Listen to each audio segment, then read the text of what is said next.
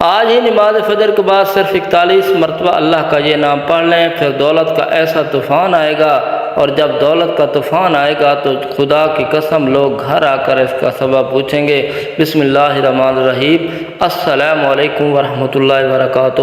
جن دوستوں نے میرے چینل کو سبسکرائب نہیں کیا وہ چینل کو سبسکرائب کر دیں، شکریہ۔ محترم ناظرین، آج کا وظیفہ ایک ایسا مجرب وظیفہ ہے جو آپ کو لاکھوں کروڑوں کا مالک بنا دینے والا وظیفہ ہے۔ یہ وظیفہ کرنے سے آپ کے گھر میں دولت کا طوفان آ جائے گا، اور اس وظیفے میں اللہ پاک کے 2 پیارے ناموں کا ذکر ہے۔ آج کے وظیفے میں خاص بات یہ ہے کہ جو بھی اس عمل کو اپنی زندگی میں کر لے گا وہ کبھی کسی کا محتاج نہیں ہوگا انشاءاللہ۔ اللہ پاک اسے تمام مخلوق سے بے نیاز کر دے گا، اور اس کے پاس دولت کا ایسا خزانہ آئے گا کہ وہ حیران رہ جائے گا۔ آج کا وظیفہ آپ کو تنگ دستی سے بچانے کا وظیفہ ہے، پھر اللہ پاک آپ کو کسی کا محتاج نہیں ہونے دے گا انشاءاللہ۔ یہ بہت ہی طاقتور اور مجرب وظیفہ ہے۔ یہ وظیفہ کرنے سے اللہ تعالیٰ آپ کو وہاں سے رزق اور مال و دولت عطا فرمائے گا جہاں سے آپ کو وہم و گمان میں بھی نہیں ہوگا۔ تمام لوگ آپ کو خوش بخشی پر حیران رہ جائیں گے، اور یہ وظیفہ آپ لوگوں نے اپنی کسی بھی مشکل کے لیے، کسی بھی حاجت کے لیے، کسی بھی پریشانی کے لیے کر لینا ہے، اور آپ نے اللہ تعالیٰ کے ان 2 ناموں کو پڑھ لینا ہے۔ ان مبارک ناموں کو پڑھنے سے انشاءاللہ اللہ پاک آپ کی ہر پریشانی کو اپنے فضل و کرم سے دور فرما دے گا۔ اگر ایک بہت بڑا پہاڑ بھی آپ کے سامنے کھڑا کر دیا جائے تو ہم اس پہاڑ کے آگے ایک معمولی سی مخلوق ہی لگتے ہیں، لیکن ان مبارک ناموں میں اتنی طاقت اور برکت ہے، جن کو پڑھ لینے سے، جن کا ذکر کر لینے سے، جن کا ورد و وظیفہ کرنے سے یہ پہاڑ کو اپنی جگہ سے ہٹا دیتا ہے، اور پھر آپ کی پریشانی، آپ کی کوئی بھی مصیبت، آپ کی کوئی بھی بیماری، مصیبت، دکھ، تکلیف، غرض کچھ بھی نہیں بچے گا۔ اگر آپ سب لوگ آج کا یہ چھوٹا سا عمل کر لیں تو میری دعا ہے کہ اللہ تعالیٰ بزرگ و برتر اس عمل سے آپ کی اور سب مسلمانوں کی پریشانی کو دور فرما دیں گے انشاءاللہ، کیونکہ ہمارا یہ عقیدہ ہے کہ اللہ پاک کا کلام یعنی قرآن مجید سچا ہے، اور نبی کریم صلی اللہ علیہ وسلم کا فرمان ہے جو بھی 100% درست ہوتا ہے۔ لیکن پھر بھی ہم لوگ جن عملوں کے پاس ہر روز جاتے ہیں، ان کو اپنا کام کروانے کے لیے، اپنی کسی بھی ضرورت کے لیے جاتے ہیں، اور ان کے پاس پیسے دینے کے لیے چلے جاتے ہیں، وہ لوگ تو جھوٹے ثابت ہو سکتے ہیں، لیکن اللہ تعالیٰ اور نبی کریم صلی اللہ علیہ وسلم کا کوئی فرمان بھی، کوئی کلام بھی کبھی جھوٹا ثابت نہیں ہو سکتا۔ بدقسمتی سے ہم نے قرآن پاک کو کھولنا چھوڑ دیا ہے، ہم نے قرآن پاک کی تلاوت کرنی چھوڑ دیا ہے، حالانکہ ہماری جتنی بھی پریشانیاں ہیں، مختلف بیماریوں سے لے کر بڑی سے بڑی مصیبتوں تک جتنی بھی پریشانیاں اور مصیبتیں ہیں، یہ ساری کی ساری تکالیف کا حل قرآن پاک اور حدیث شریف کے اندر موجود ہے۔ قرآن پاک سے ہم سارے کے سارے مسائل کو خود بھی بڑی آسانی سے حل کر سکتے ہیں، لیکن ہم نے قرآن پاک کو صرف گھر میں بنی کسی اونچی جگہ پر رکھنا ہی مناسب سمجھ رکھا ہے، یا قرآن مجید کو کسی صاف ستھری الماری میں سجا کر رکھا ہوا ہے، اور ہر روز اسے انگور کر دیتے ہیں، اگنور کر دیتے ہیں، اور ہم قرآن پاک کھول کر اس کی تلاوت کرنا مناسب نہیں سمجھتے۔ لیکن قرآن پاک کی کشش اور خوبصورتی تو آج بھی اسی طرح موجود اور قائم و برقرار ہے، جتنی کہ آج سے 1400 سال پہلے قرآن پاک جس طرح آپ کے سینے والوں کو، سننے والوں کو متاثر کرتا تھا، ان پر اثر انداز ہوتا تھا، اور آپ نے پڑھنے اور سننے والوں کی کیفیت کو بدل دیتا تھا، ان کے دلوں کے حالات کو بدل دیتا تھا۔ ہماری لوگوں کی آنکھوں سے قرآن پاک کی تلاوت سننے سے ڈھیروں آنسو بہنے لگتے تھے۔ کیا آپ جانتے ہیں یہ تو آج بھی اسی طرح اثر انداز ہو سکتا ہے جس طرح سے پہلے ہوتا تھا، اور دلوں کو دنیا بدل کر اور ہماری ہر مشکل کو، ہماری ہر پریشانی کو، ہماری ہر حاجت کو،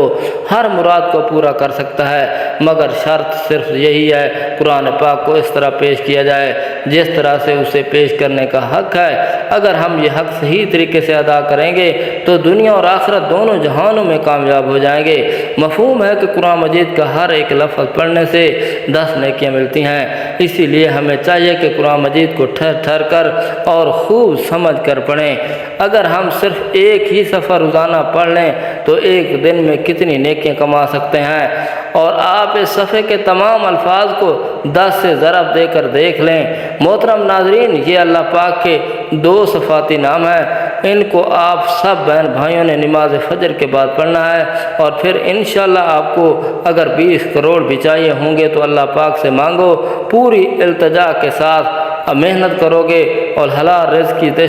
جستجو کی تلاش کرو گے تو اللہ پاک آپ کو 20 کروڑ بھی عطا فرمائے گا، کیونکہ محترم ناظرین کرام اللہ تعالیٰ ہی مالک الملک ہے، وہی تمام جہانوں کا اکیلا مالک ہے، اسی کے قبضے اور قدرت میں ہر چیز کی بادشاہت ہے، وہی غفور الرحیم ہے، وہی سمیع العلیم ہے۔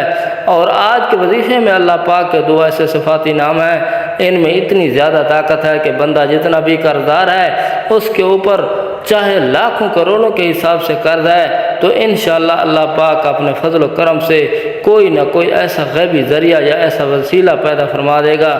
کہ آپ کا قرض جلد ہی اتر جائے گا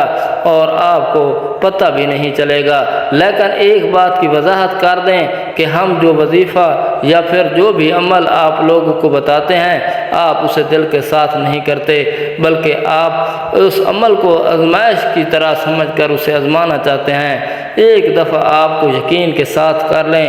تو دیکھو پھر انشاءاللہ آپ خود حیران رہ جاؤ گے۔ لیکن آپ کیا کرتے ہو، وظیفہ تو شروع کر دیتے ہو، پھر دیکھتے ہو کہ ہم نے آپ کو وظیفے کے اندر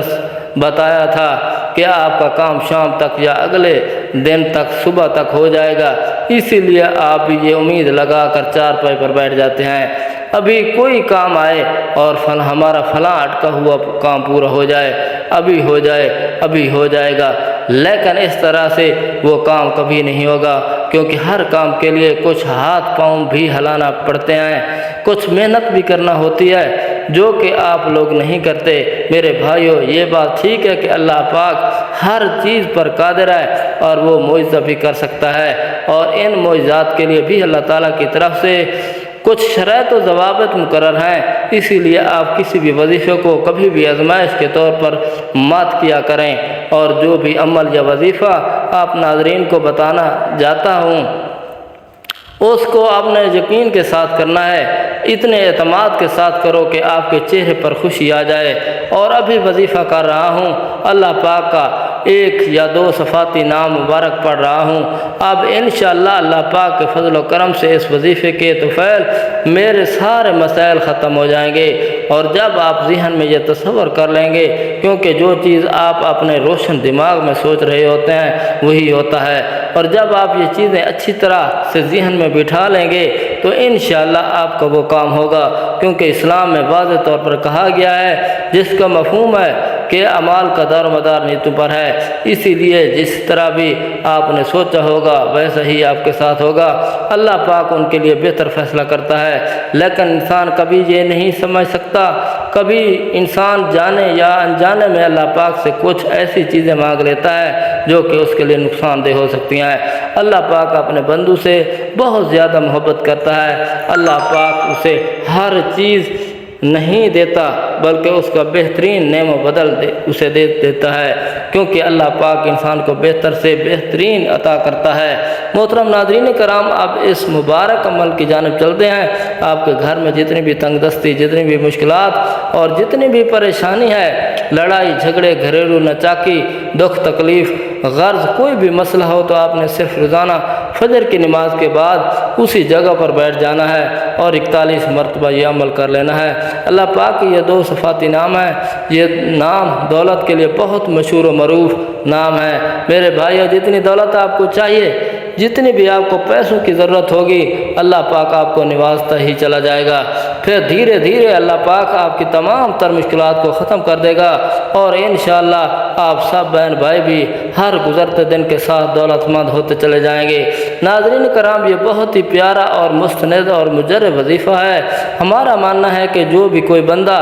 اللہ سے کچھ بھی مانگتا ہے اور اسی ذات کے آگے اپنے ہاتھ پھیلاتا ہے تو اللہ پاک اس کو کبھی خالی واپس نہیں کرتا۔ وہ انسان کسی چیز کی بھی طلب کرتا ہے تو میرا اللہ ویسے وہی عطا کر دیتا ہے۔ لیکن ہم دنیا کی باتوں میں، دنیا کے مختلف کاموں میں فضول سے رسم و رواج میں پڑ جاتے ہیں اور پھر اللہ پاک کے ذکر کے لیے تھوڑا سا بھی وقت نہیں نکال سکتے۔ یہ وظیفہ فجر کی نماز کے بعد آپ نے وہیں بیٹھ کر مکمل کر لینا ہے۔ کسی بھی وظیفے کی پہلی شرط یہ ہے کہ وظیفہ کرنے والا اچھی طرح سے پاک صاف اور 5 وقت نماز کا پابند ہو۔ اسی طرح پاک ارشاد کا مفہوم ہے، بندے کی دعا اس وقت تک قبول ہوتی رہتی ہے جب تک وہ کسی گناہ یا قطع رحمی کی دعا نہیں مانگتا اور جلد بازی نہیں مچاتا۔ کہا گیا ہے کہ رسول پاک صلی اللہ علیہ وسلم نے فرمایا کہ جلد بازی مچانے سے مراد ہے، تو آپ صلی اللہ علیہ وسلم نے فرمایا وہ کہنے لگ جائیں کہ آپ نے بہت دعا کی، اتنی زیادہ دعائیں مانگی، لیکن اللہ میری دعا قبول ہی نہیں فرماتا۔ وہ یہ کہہ کر تھک ہار جاتا ہے اور دعا کرنا چھوڑ دیتا ہے۔ تو نبی کریم صلی اللہ علیہ وسلم نے فرمایا، اللہ تعالیٰ فرماتا ہے کہ میں اپنے بندوں کے گمان کے ساتھ ہوں اور جب بھی وہ مجھے یاد کرتا ہے تو میں اس کے ساتھ ہوں، پس جب وہ اپنے دل میں یاد کرتا ہے تو میں بھی اس کے دل میں یاد کرتا ہوں، اور جب وہ مجھے مجلس میں یاد کرتا ہے تو میں اسے اس سے بہتر فرشتوں کی مجلس میں اسے یاد کرتا ہوں۔ اگر وہ مجھ سے ایک باشت قریب آتا ہے تو میں اس سے 1 ہاتھ قریب آ جاتا ہوں، اگر وہ مجھ سے 1 ہاتھ قریب آتا ہے تو میں اس سے 2 ہاتھ اس کے قریب آ جاتا ہوں، اگر وہ میری طرف چلاتا ہے تو میں اس کے پاس دوڑ کر آ جاتا ہوں۔ صحیح بخاری میں ایک روایت ہے کہ ہم میں سے اکثر لوگ دعا کرتے ہیں اور اس کے قبول نہ ہونے پر پریشان بھی ہوتے ہیں، حالانکہ کسی کی دعا رد نہیں ہوتی، مگر ہم لوگ ہی دل سے اور خشوع و خضوع سے دعا نہیں مانگتے۔ حضرت ابو ہریرہ رضی اللہ تعالیٰ عنہ سے روایت ہے کہ رسول پاک صلی اللہ علیہ وسلم نے فرمایا کہ بندہ اپنے رب سے سب سے زیادہ قریب سجدہ کی حالت میں ہوتا ہے، اور اسی وجہ سے یہ ہے کہ انسان جب سجدہ کرتا ہے تو اپنے جسم کے سب سے افضل حصے کو اس کی جگہ پر رکھتا ہے۔ جب لوگ اپنے قدموں سے رونتے رہتے ہیں، اسی طرح اپنے جسم کے سب سے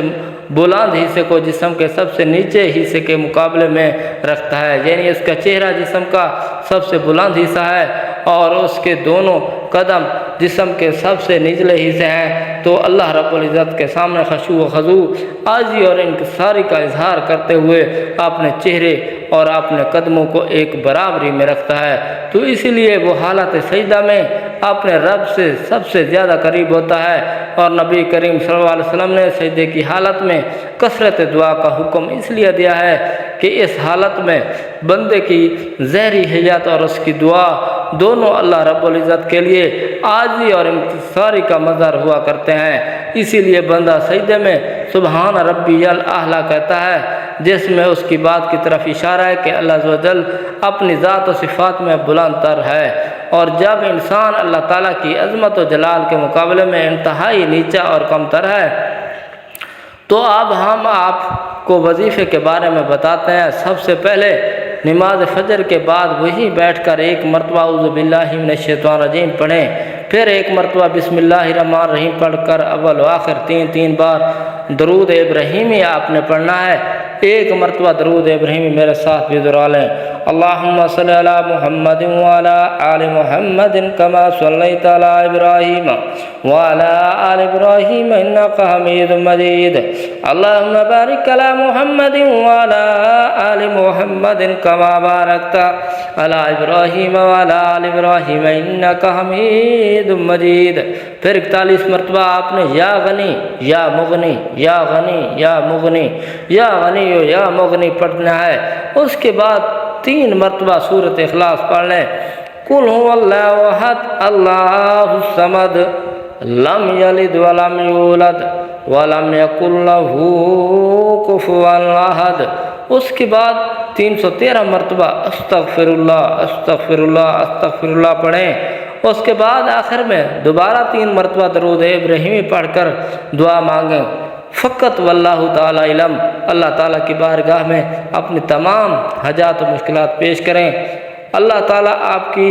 دلی خواہشات، آپ کے تمام دکھ تکالیف، تمام پریشانی سے بخوبی آگاہ ہے، لیکن اس کے باوجود بھی اللہ تعالیٰ کو انسان کا اپنے سامنے ہاتھ پھیلانا بہت پسند ہے، اسی لیے آپ خود دل لگا کر اور دل جمی سے، مکمل یقین سے، مکمل اعتماد سے اللہ تعالیٰ سے مانگیں۔ ہمیشہ اس طریقے سے دعا مانگا کریں، اللہ تعالیٰ سے سچے دل کے ساتھ دعا مانگیں، مکمل یقین اور بھروسہ رکھیں، اللہ تعالیٰ آپ کی دعا کو ضرور قبول فرمائے گا انشاءاللہ، پھر آپ خود بھی حیران رہ جاؤ گے۔ اللہ تعالیٰ ہم سب کا حامی ناصر ہو۔ السلام علیکم ورحمۃ اللہ وبرکاتہ۔